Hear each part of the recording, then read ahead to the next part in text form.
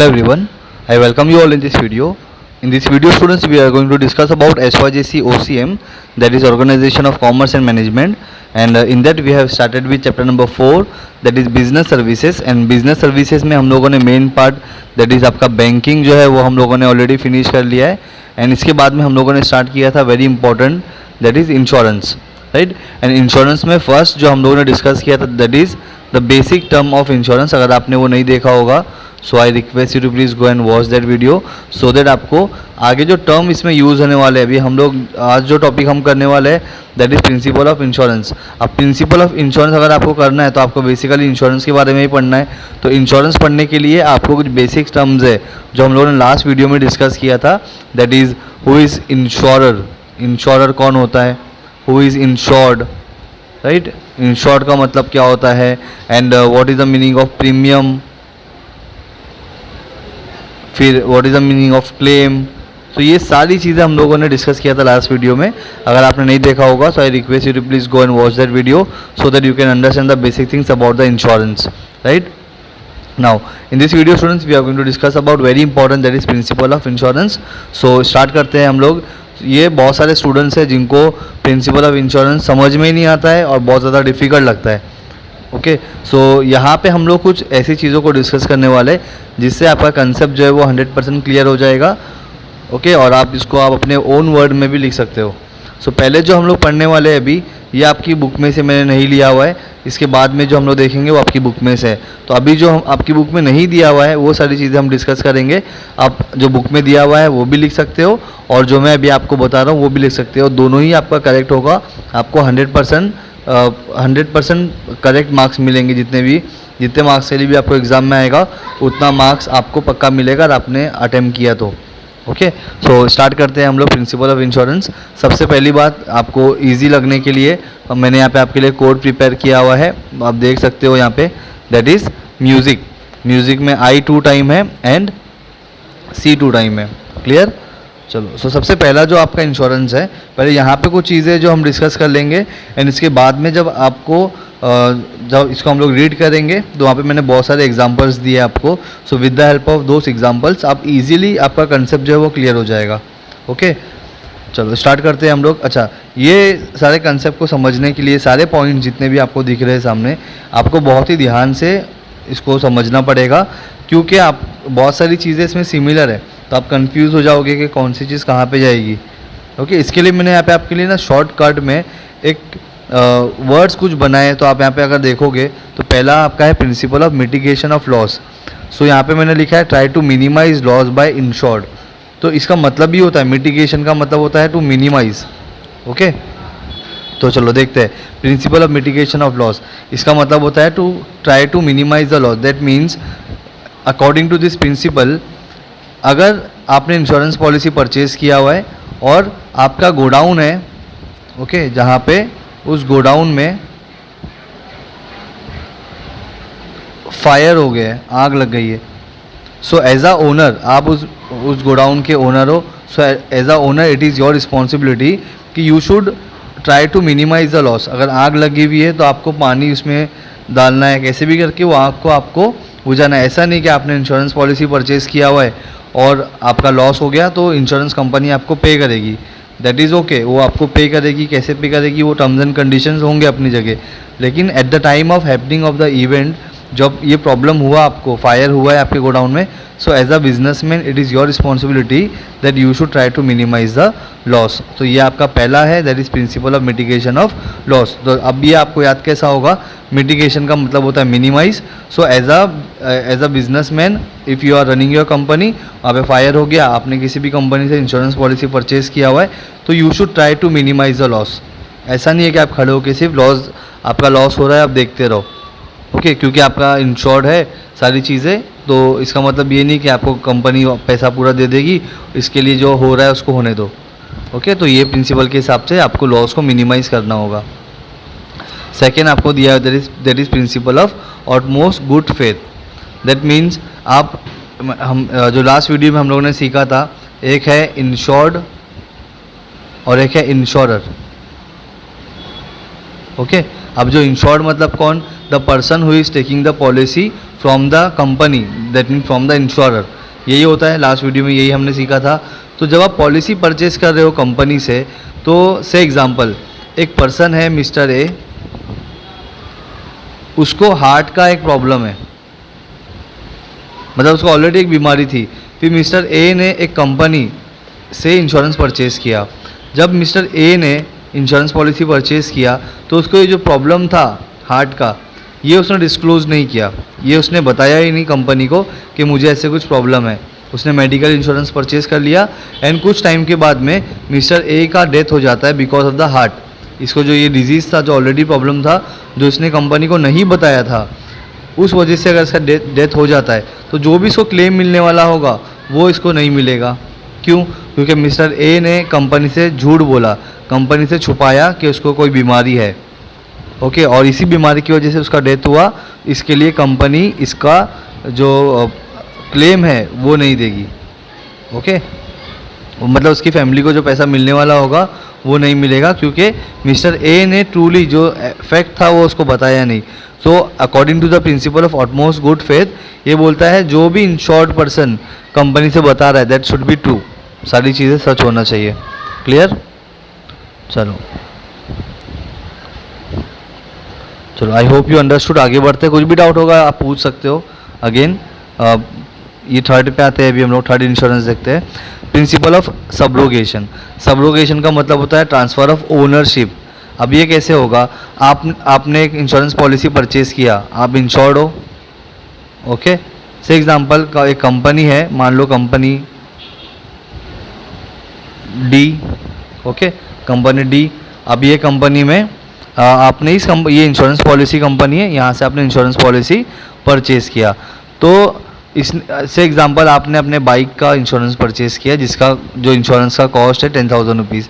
आपका अगर bike loss हो जाएगा या कुछ भी प्रॉब्लम होगा तो कंपनी डी जो है वो आपको 10,000 रुपीज़ पे करेगी। अब आपका प्रॉब्लम जो है, बाइक में कुछ तो प्रॉब्लम हो गया, बाइक में आग लग गई या फिर कुछ भी एक्सीडेंट हो गया, तब कंपनी डी आपको उसका 10,000 रुपीज़ पैसा देगी।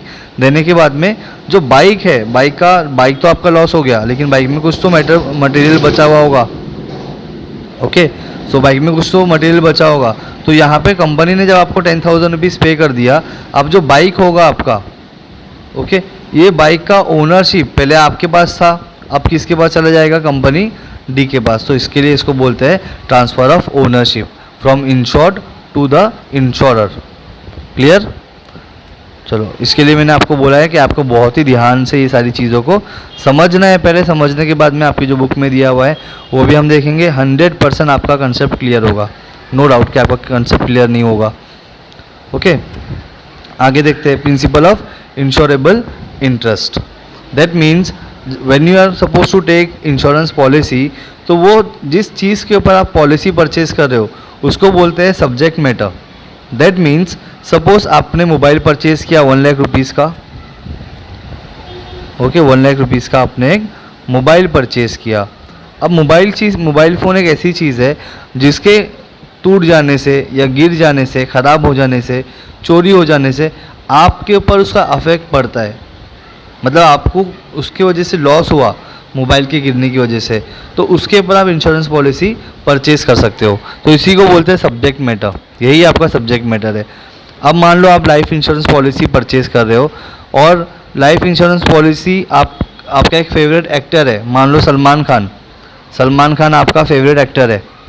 ओके, आप इसको पसंद करते हो, लेकिन और इतना पसंद करते हो कि आपने इसके नाम पे इंश्योरेंस पॉलिसी परचेज़ कर दिया।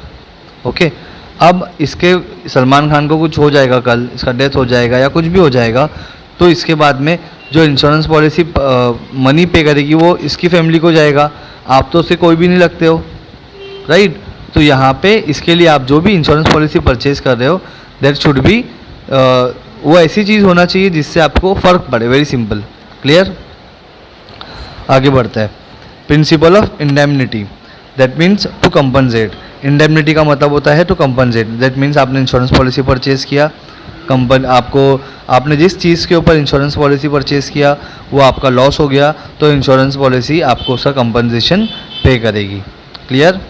चलो आगे देखते हैं प्रिंसिपल ऑफ कंट्रीब्यूशन। अब प्रिंसिपल ऑफ कंट्रीब्यूशन में क्या होता है, सी अगर आपने इंश्योरेंस पॉलिसी परचेज किया हुआ है जिसका कॉस्ट बहुत ज़्यादा है, ओके, मान लो कि 50 करोड़ रुपीस का एक आपका बिजनेस है जिसके ऊपर आपने इंश्योरेंस पॉलिसी परचेज़ किया है। अगर आपने इतने बड़े अमाउंट का इंश्योरेंस पॉलिसी आप लोगे तो कोई एक कंपनी मान लो अगर आपको पॉलिसी दे भी देती है और आपको लॉस हो गया 50 करोड़ का, फिर तो वो कंपनी बंद हो जाएगी, इंश्योरेंस कंपनी, इतना बड़ा अमाउंट है।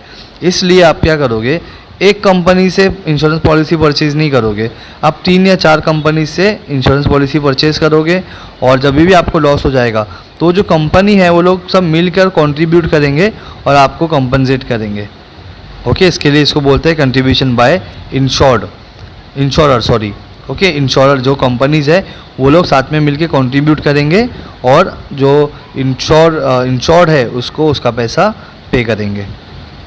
क्लियर? चलो आगे देखते हैं principle of cost Proxima. Now principle of cost Proxima का मतलब होता है नियरेस्ट रीजन। आपने गुड्स परचेज किया, मोबाइल फ़ोन, आपने इंश्योरेंस पॉलिसी परचेज़ किया, वो पॉलिसी ये था कि अगर आपका फ़ोन गिर के टूट जाएगा तो आपको कंपनी इंश्योरेंस पॉलिसी के ऊपर जो भी आपका क्लेम है वो पे आपको मिलेगा, आपको पैसा मिलेगा। लेकिन ये मोबाइल जो है आपका, ये गिरने की वजह से ख़राब नहीं हुआ, ये ख़राब हुआ चोरी हो जाने की वजह से, या फिर मान लो चोरी हो गया, मतलब वो भी एक रीज़न हो गया, या मान लो फायर की वजह से, आग लगने की वजह से आपका गुड्स ख़राब हो गया, मोबाइल आपका ख़राब हो गया। तो आपने जो पॉलिसी परचेज़ किया था वो इसके ऊपर लिया था कि अगर ये टूट जाएगा तो आपको कंपनी क्लेम देगी, लेकिन ये टूटा नहीं, ये किसकी वजह से ख़राब हुआ, फायर की वजह से। तो ये रीज़न की वजह से कंपनी आपको पे नहीं करेगी। अगर टूट जाता तो आपको मिलता, फायर हुआ इसके लिए आपको पैसा नहीं मिलेगा, क्लेम आपको नहीं मिलेगा। क्लियर? तो ये था आपका प्रिंसिपल ऑफ इंश्योरेंस। तो ये सारी बेसिक सी चीज़ें थी जो आपको समझना इम्पोर्टेंट था, राइट। चलो, सो आप इसको स्क्रीनशॉट लेकर आप इसको अपनी बुक में लिख लो और जिस तरीके से मैंने यहाँ पे आपको बताया है सारी चीज़ें, जैसे आपको जो ब्रैकेट में मैंने आपके लिए लिख के रखा हुआ है उस तरीके से आप फॉलो करो, उसी तरीके से बुक में लिखो, तो आप कभी नहीं भूलोगे कि प्रिंसिपल ऑफ इंश्योरेंस क्या होता है। क्लियर? चलो, कोड भी लिख लो, यहाँ पे आपके लिए कोड बना हुआ है यहाँ पे, ठीक है। चलो आगे बढ़ते हैं। अभी पहला आपका जो प्रिंसिपल है वो देखते हैं, principle of utmost good faith. चलो, पहला दिया हुआ है, as per this principle there is a bond of good faith and honesty between the insured and the between the insurer and the insured. मतलब कंपनी और जो इंश्योरेंस पॉलिसी परचेज कर रहा है उनके बीच में फेथ होना चाहिए, हॉनेस्टी होना चाहिए, ओके। आगे, the insurer and the insured must also disclose all material facts clearly, correctly and completely. मतलब जो इंश्योरर है, जो इंश्योर्ड है, इंश्योर्ड जो पर्सन जो इंश्योरेंस पॉलिसी परचेज कर रहा है, वो इंश्योरेंस पॉलिसी परचेज करने के टाइम पे जितने भी फैक्ट्स हैं उस चीज़ के बारे में, उस गुड्स के बारे में, वो सारी चीज़ें क्लियरली कंपनी को बताना चाहिए। If the insurer finds that the insured has not declared material facts, the insurer can avoid the contract। मतलब अगर आपने झूठ बोलकर पॉलिसी को परचेज किया तो जो इंश्योरर होगा वो आपकी पॉलिसी को अवॉइड करेगा, मतलब उसको वो फैक्ट नहीं होगा, मतलब आपको उसका पे नहीं होगा, पैसा नहीं मिलेगा आपको। क्लियर? चलो, यहाँ पे सिंपल से एग्जाम्पल से आप समझ सकते हो what is principle of utmost good faith. सबसे पहला दिया है आपको, देखो, if a person takes a life insurance policy of ₹1 crore. एक पर्सन है जिसने लाइफ इंश्योरेंस पॉलिसी परचेज किया, इसका कॉस्ट कितना है, 1 करोड़। क्लियर? आगे देखते हैं, for himself and dies a year later of a medical problem which he had not disclosed. और वो मेडिकल प्रॉब्लम की वजह से उसका डेथ हो जाता है, ओके, उसका डेथ हो गया। नाउ वो भी वो रीज़न की वजह से जो उसने डिस्क्लोज नहीं किया था, not disclose at the time of taking the policy, the insurer should not be liable to pay any amount. The contract is not valid as per the person had not disclosed all the facts, because उस person ने सारे facts को disclose नहीं किया, सच नहीं बताया, इसके लिए कंपनी वो अमाउंट पे नहीं करेगी। ओके, सो मैंने आपको बताया कि एग्जाम्पल की हेल्प से आपका 100% कंसेप्ट जो है वो क्लियर हो जाएगा। ऑलराइट, तो ये था आपका principle of utmost good faith. अगर आपको कुछ भी नहीं समझा होगा, कुछ भी डाउट होगा, अगेन आप पूछ सकते हो मुझसे। चलो आगे बढ़ते हैं। अभी सेकेंड दिया हुआ है आपको, that is principle of insurable interest. Principle of insurable interest, चलो देखते हैं इसको भी। So as per this principle the insured must have insurable और financial interest in the subject matter of insurance. तो फाइनेंशियल इंटरेस्ट होना चाहिए, मतलब उस पर्टिकुलर चीज़ जिसके ऊपर आप इंश्योरेंस पॉलिसी परचेज कर रहे हो, उसके घूम जाने से, चोरी हो जाने की वजह से आपके ऊपर कुछ फ़र्क पड़ता हो फाइनेंशियली, उस चीज़ के ऊपर you can purchase insurance policy. Clear, चलो आगे देखते हैं। In simple words, insurable interest exist when he derives financial और any other kind of benefits from the insured object और पर्सन। मतलब आप उसी चीज़ के ऊपर इंश्योरेंस पॉलिसी परचेज कर सकते हो जिससे आपको बेनिफिट मिलता हो। ओके, वो ऐसी चीज़ के ऊपर ही आप इंश्योरेंस पॉलिसी परचेज कर सकते हो। द पॉलिसी होल्डर और insured is set to have insurable interest as long he is owner of the property. तो जो पॉलिसी होल्डर होगा, ओके, और जो इंश्योर्ड पर्सन होगा, is set to have insurable interest, उसके ऊपर उसका इंटरेस्ट होना चाहिए as long he is owner of the property. जब तक कि आप उस पर्टिकुलर गुड्स के ओनर हो तो उसके ऊपर ही आप क्या करोगे, इंश्योरेंस पॉलिसी परचेज कर सकते हो। क्लियर, तो ये था आपका इंश्योरेबल इंटरेस्ट। इसको अभी हम लोग एक एग्जाम्पल देखते हैं जहाँ पे आपका 100% कंसेप्ट जो है वो क्लियर हो जाएगा। सी एग्जाम्पल्स ऑफ इंश्योरेबल इंटरेस्ट क्या दिया है। सबसे पहले, a person has insurable interest in his own life and property. आप अपने खुद की लाइफ के ऊपर इंश्योरेंस पॉलिसी परचेज कर सकते हो, या आप अपनी खुद की प्रॉपर्टी के ऊपर भी इंश्योरेंस पॉलिसी परचेज कर सकते हो। क्लियर, चलो सेकेंड एग्जाम्पल देखो।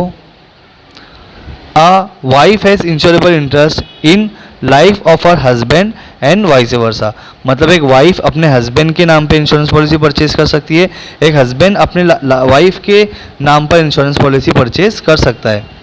आगे, a partner in the firm has insurable interest in the life of other partners. Partnership form हमने पढ़ा, तो एक पार्टनर दूसरे पार्टनर्स के नाम पे इंश्योरेंस पॉलिसी परचेज कर सकता है। आगे, a creditors has insurable interest in the life of the debtors to the extent of the loan given. मतलब एक क्रेडिटर जो कर्जदार है, जिसको पैसा मिलने वाला है, उसका इंश्योरेबल इंटरेस्ट हो सकता है उसके डेटर्स के ऊपर। ओके, आगे, a businessman has insurable interest in the goods he deals with and in the business property. एक बिजनेसमैन जो गुड्स बनाता है, जो गुड्स बेचता है, उसके ऊपर वो इंश्योरेंस पॉलिसी परचेज कर सकता है।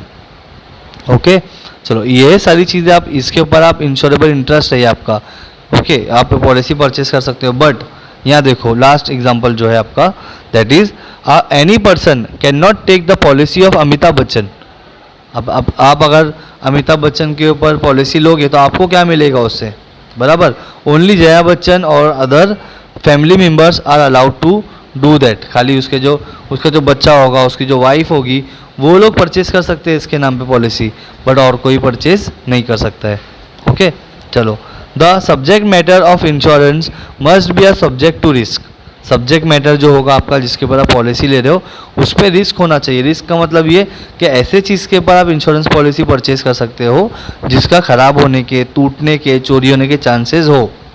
Okay, if there is no insurable interest, the physical object and contract of insurance will become invalid. अगर आपका इंश्योरेबल इंटरेस्ट नहीं होगा तो वो आपका जो पॉलिसी होगा वो इनवैलिड बन जाएगा। Insurable interest should exist at the time of taking the policy and making the claim both. Okay, तो जब आप पॉलिसी परचेज कर रहे हो तभी भी वो चीज़ आपके पास होना चाहिए, और जब आप क्लेम कर रहे हो तब भी आपको आपको ये चीज़ बताना पड़ेगा कि आपका कुछ तो इंश्योरेबल इंटरेस्ट है उस पर्टिकुलर गुड्स के ऊपर। क्लियर, तो ये था आपका इंश्योरेबल इंटरेस्ट। आई होप आपको समझ में आया होगा। स्टिल आपको कुछ भी डाउट होगा, नहीं समझा होगा, आप मुझसे पूछ सकते हो। क्लियर, चलो आगे बढ़ते हैं। Now we will talk about principle of indemnity. Okay, चलो, in simple words, to indemnify means to compensate. Compensate means to pay. Okay, यहाँ पे लिख दो to pay money, to pay amount. Clear? चलो आगे। In insurance terms indemnify means an assurance, that means promise to put the insured in the same position as he was before happening of the uncertain event. That means आपका godown है, आपके godown में आपका goods था 10,000 rupees का, okay, fire की वजह से वो पूरा डिस्ट्रॉय हो गया, ये पूरा गुड्स आपका डिस्ट्रॉय होगा 10,000 का, तो जो इंश्योरेंस कंपनी होगी वापस है आपको 10,000 रुपीज़ पे कर देगी।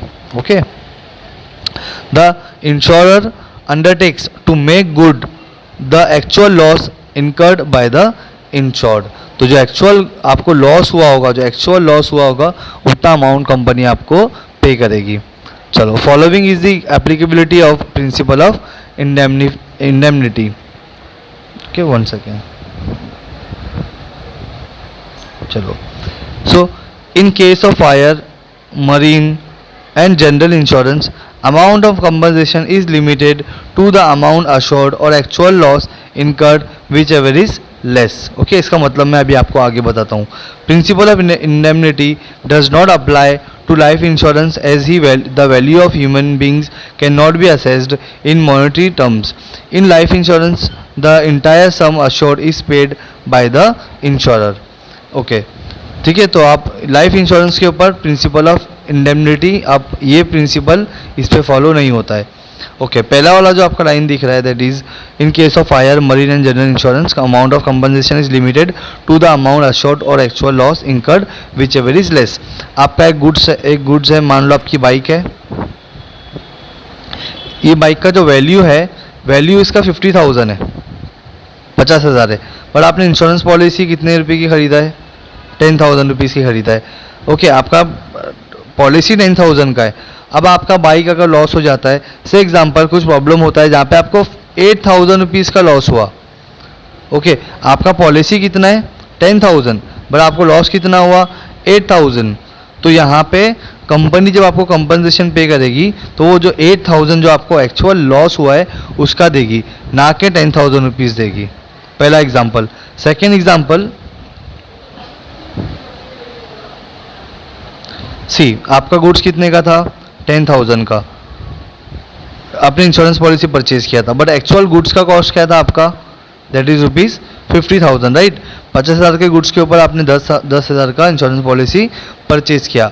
अब मान लो आपका बाइक लॉस हो गया, लॉस होने की वजह से आपका जो नुकसान हुआ है वो 15,000 रुपये का हो गया है।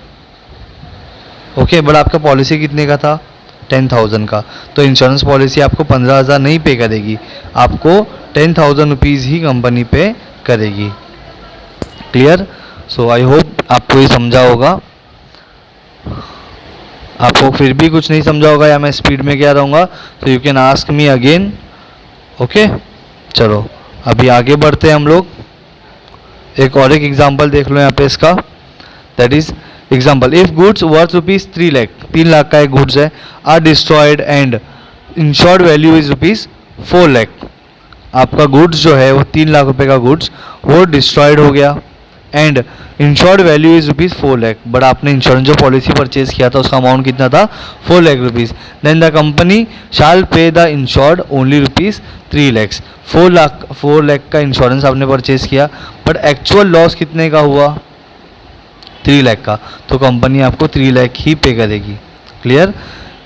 इट विल नॉट पे रुपीज़ 4 लाख, 4 लाख नहीं, क्योंकि 4 लाख का पॉलिसी था, ओके, लेकिन आपको नुकसान कितने का हुआ? 3 लाख का हुआ, तो company will pay 3 lakh only. No person can make profit out of insurance contract. However, मतलब हाँ ये इंपॉर्टेंट है कि आप इंश्योरेंस पॉलिसी लेकर प्रॉफिट नहीं कमा सकते हो। आपको कुछ लॉस हुआ अगर, तो वो लॉस आपको कंपनी पे करेगी। लेकिन अभी देखो एग्जांपल, आपने एक बाइक परचेज किया, ओके, बाइक परचेज करने के बाद में आपकी बाइक जो है वो 3 लाख रुपीज़ की है, आपने 4 लाख का इंश्योरेंस लिया, आपका बाइक पूरा लॉस हो गया, तो क्या आपको 4 लाख मिलेगा? जबकि आपकी बाइक कितना है? 3 लाख रुपए का है। अगर आपको 4 लाख रुपीज़ मिल गया तो आप क्या करोगे? फिर से बाइक लेके आओगे 3 लाख रुपए का, फिर से इसको लॉस करा दोगे, फिर आपको कितना मिलेगा? मतलब आप 1 लाख का तो प्रॉफिट कमा रहे हो, राइट। 1 लाख का आपको प्रॉफिट हो रहा है, तो ये प्रिंसिपल के यही बोलता है कि आप इस तरीके से प्रॉफिट कमा नहीं सकते हो। ओके, तो आपको जो भी आपका कॉस्ट होगा बाइक का उससे कम ही अमाउंट आपको मिलेगा। ओके, चलो हावेवर वन सेकेंड ना, चलो however if the insured value is ₹2 lakh it shall pay ₹2 lakh only and not ₹3 lakh। Insurance policy 2 lakh का लिया है, ओके, और 2 लाख का ही लॉस हुआ तो कंपनी 2 लाख ही पे करेगी, 3 लाख पे नहीं करेगी। क्लियर? चलो आगे बढ़ते हैं। Principle of contribution.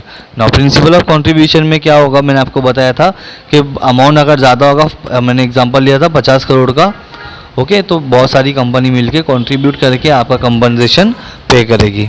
ओके, चलो तो इसको भी देखते हैं।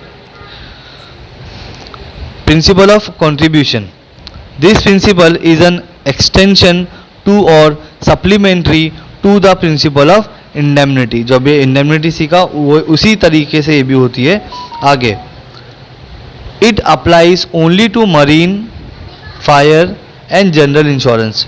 If a person has taken insurance for one property from more than one insurance company, one property के ऊपर आपने एक प्रॉपर्टी के ऊपर इंश्योरेंस पॉलिसी परचेज किया from more than one insurance company, एक कंपनी से ज़्यादा कंपनी से आपने पॉलिसी परचेज किया, even then the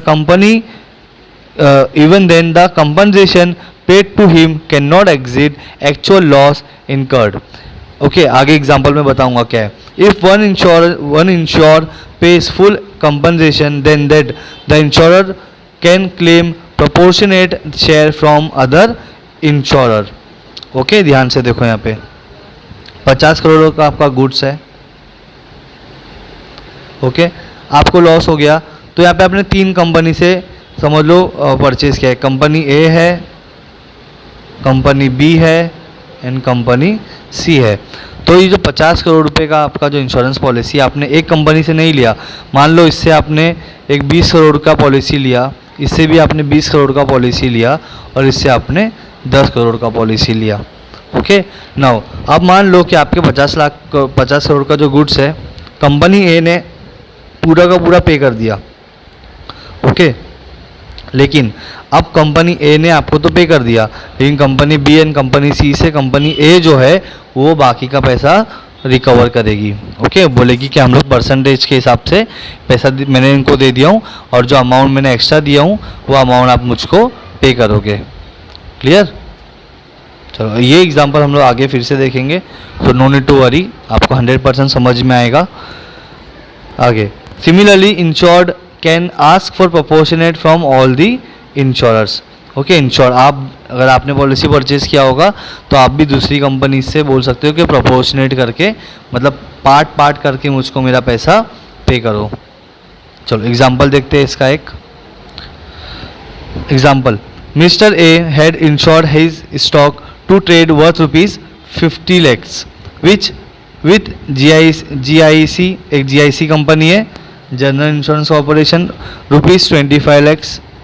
Bajaj Allianz से आपने लिया 10 लाख का इंश्योरेंस। ICICI प्रूडेंशियल से लिया आपने 15 लाख का, हो गए total 50 lakh. There was a fire in the godown and the stock worth ₹20 lakh was destroyed. In this case there are 2 options. जब आपका 50 लाख का गुड्स है, आपने 3 कंपनी से, एक कंपनी से 25, दूसरी कंपनी से 10, तीसरी कंपनी से 15 लाख का इंश्योरेंस पॉलिसी परचेज किया है। अब क्या हो गया, गोडाउन में फायर लग गया, फायर होने की वजह से 20 लाख का आपका नुकसान हो गया। तो अब यहाँ पे 2 ऑप्शन है आपके पास। पहला ऑप्शन देखो, mister A can claim full loss from GIC and GIC can claim proportionate claim from Bajaj alliance and ICICI prudential. मतलब ये कि मिस्टर ए डायरेक्ट किसके पास जाएगा, GIC के पास जाएगा।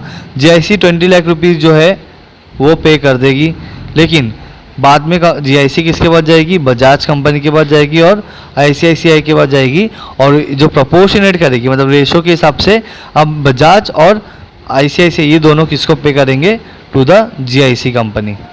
ओके, तो पहला ऑप्शन। सेकेंड ऑप्शन देखो, Mr. A can claim the loss of rupees 20 lakhs in the ratio of value of the policy.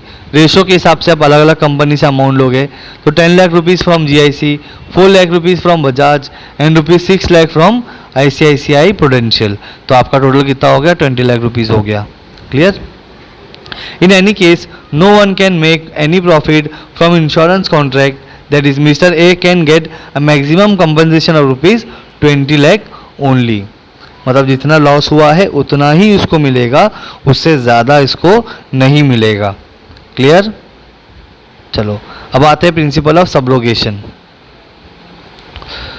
As per this principle, after the insurer pays compensation to the insured, legal rights in the insured property gets transferred to the insurer. Simple सी बात है, आपके पास एक bike है, आपने policy purchase किया 50 लाख का, sorry not 50 lakh, कम लेते हैं थोड़ा सा. ओके, आपने पॉलिसी परचेज किया 50,000 रुपीज़ का. ओके, अब आपका जो बाइक है बिकॉज ऑफ सम रीज़न ये लॉस हो गया आपका. ओके, तो जो कंपनी है इंश्योरेंस कंपनी मतलब क्या? इंश्योरर. वो क्या करेगी? आपका पैसा आपको पे कर देगी, लेकिन जो आपका बाइक है ये अभी आपके नाम पे था, अब किसके नाम पे चला जाएगा? इंश्योरर के नाम पे मतलब कंपनी के नाम पे हो जाएगा. तो एक्चुअल जो आपका बाइक का ओनरशिप था वो ट्रांसफ़र हो गया. क्लियर? आगे देखते हैं.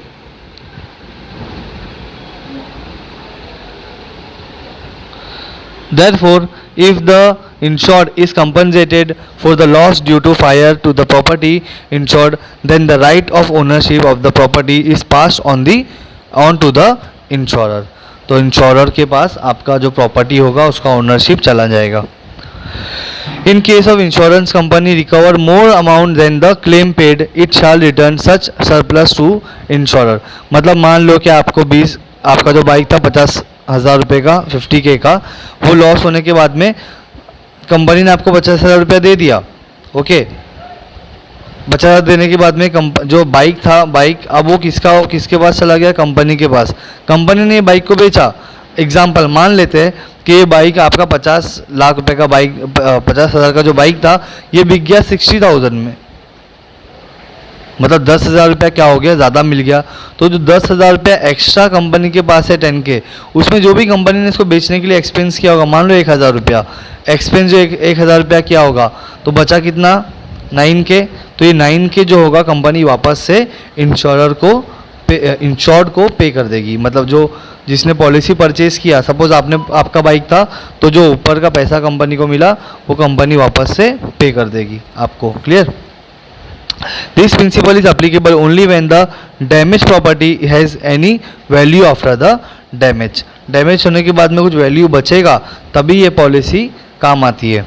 ओके, चलो आगे ये भी एग्जांपल देखते हैं इसका. Mister A had insured his stock worth rupees 3 lakh. 3 lakh का गुड्स उसने इंश्योर किया. There was a fire in the godown due to which stock worth rupees 2 lakhs was damage. Okay, 3 lakh का इंश्योरेंस पॉलिसी परचेज किया, 2 लाख का goods damage हुआ. 3 लाख का policy but damage कितना हुआ? 2 लाख रुपए का हुआ. As per the principle of subrogation और if a compensation of rupees 3 lakh is paid, 3 lakh रुपया कंपनी ने पे कर दिया. मान लो 3 लाख का पॉलिसी है, 2 लाख का लॉस हुआ है, बट कंपनी ने आपको 3 लाख रुपया पूरा पे कर दिया. Paid and the balance of stock is sold for rupees 1.2 lakhs. जो 1 लाख बच गया था, 1 लाख रुपीज़, ये 1 लाख को कंपनी ने उस गुड्स को बेच दिया 1.2 में lakhs. Then the insurer has to return 20,000 to the insured, that is Mr. A. However, out of rupees 20,000, it can retain the amount of expenses incurred to the sell the goods and return the balance amount to Mr. A. तो जो ऊपर extra पैसा मिला, इसमें जो भी expense company को हुआ होगा वो माइनस करने के बाद में कंपनी पूरा का पूरा पैसा उठा के मिस्टर ए को पे कर देगी. ऑलराइट, तो ये था आपका principle of subrogation. Alright, so I hope you understood this part. आगे बढ़ते हैं अभी हम लोग principle of mitigation of loss. Mitigation का मतलब मैंने अभी आपको बताया था, that is minimize. Okay, minimize. Clear? चलो आगे बढ़ते हैं. As per this principle, insured must try to his best to reduce the loss to the insured property on the happening of an uncertain event as if the property was not insured. मतलब इस आपने insurance policy purchase किया है, okay मान लो आपने policy purchase किया है और आपके गोडाउन में फायर हो गया. अब पॉलिसी परचेज किया है, आपको मालूम है कि फायर हुआ भी तो आपको पैसा मिल जाएगा आपका, लेकिन उस टाइम पे आपको ये कंसीडर करना है कि मेरा पॉलिसी इंश्योर्ड नहीं है और मैं आपको कोशिश करना होगा कि कम से कम आपको लॉस हो. Okay, he should not be negligent और inactive just because the loss is insured. Okay, inactive मतलब आप ऐसा नहीं कि आप सिर्फ खड़े होकर देख रहे हो, आपको कोशिश करना होगा कि to minimize your loss. It is his responsibility to take necessary steps to control and avoid further losses. तो जितना हो सकेगा you should try to control your loss. Clear, ये था आपका principle of mitigation of loss. यहाँ पे example देख लेते हैं इसका भी. If there is a fire in the office of a company, then the officials should use the fire extinguishers and call the fire brigade to reduce the further loss. They should not be inactive just because the property is insured. खाली खड़े होकर देखते नहीं रहेंगे कि property insured है तो पैसा तो बाद में मिलने वाला ही है. ओके, चलो एक principle of cost Proxima that is nearest cost, ये इंपॉर्टेंट है आपका, तो ये आपको ध्यान से देखना पड़ेगा और थोड़ा सा आपको कॉम्प्लिकेटेड लगेगा. ओके, बट ध्यान से देखोगे तो 100% आपको ये समझ में आएगा. As per this principle, when loss is caused by more than one cause, then the most proximate और nearest cause must be consider. आपका एक गुड्स है, लॉस हो गया. ओके, अब लॉस हुआ, उसका रीज़न ये था लॉस होने का कि वो चोरी हो गया, लेकिन आपने जो पॉलिसी परचेज किया था वो पॉलिसी था कि वो टूटने की वजह से, ब्रेक होने की वजह से अगर ख़राब होगा तो कंपनी आपको पे करेगी. ओके, तो अभी देखो, ब्रेक होना और चोरी होना दो अलग अलग चीज़ है. टूट जाना और चोरी हो जाना. आपने पॉलिसी परचेज किया था कि आपका ब्रेक हो गया, टूट गया तो आपको इंश्योरेंस पॉलिसी क्लेम देगी, लेकिन आपका चोरी हो गया तो अब आपको क्लेम नहीं मिलेगा. अगर ब्रेक हुआ होता तो आपको इंश्योरेंस पॉलिसी का क्लेम मिलता, कंपनी आपको पैसा देती.